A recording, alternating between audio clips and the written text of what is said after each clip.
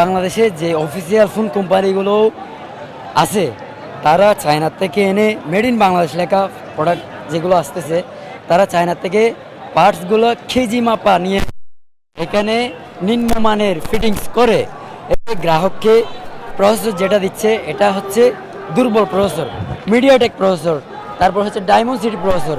এগুলো তো বাংলাদেশের যারা ভোক্তা আছে, যারা কম দামি ফোন ইউজ করতেছে, তারা কিন্তু স্বাচ্ছন্দ্যভাবে ইউজ করতে পারতেছে না প্রথমত। তাহলে এরা কিভাবে ট্যাক্সটা ফাঁকি দিচ্ছে?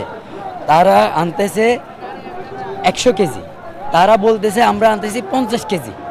তারা আনতেছে 50টা ফোন, তারা বলতেছে আমরা আনতেছি 10টা ফোন। তাহলে ওরা তো বেশি বাংলাদেশের ট্যাক্স ফাঁকি দিচ্ছে প্রথমত। তাহলে ওরাই তো বাংলাদেশের গ্রাহককে বেশি ঠকাচ্ছে। কিভাবে ঠকাচ্ছে?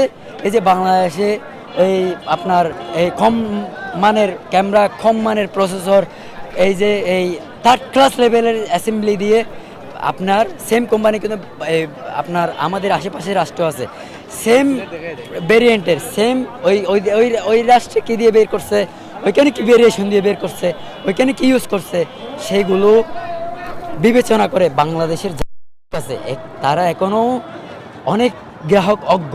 এই বস্তুগুলো অনেকেই বুঝে না। তো এই বিষয়গুলো অনেক জটিল। ভোক্তাদের কাছে একটা রিকোয়েস্ট রাখবো, এই বিষয়ে আপনারা খুঁটিনাটি বিষয়গুলো জেনে বুঝে আপনারা ফোন ক্রয় করুন। আমার থেকে কিনুন, অফিসিয়াল থেকে কিনুন, যেখান থেকে ক্রয় করুন। আপনারা সস্তায় বস্তা বইরেন না, সস্তায় কিনে বস্তায় বইরে লাভ নাই।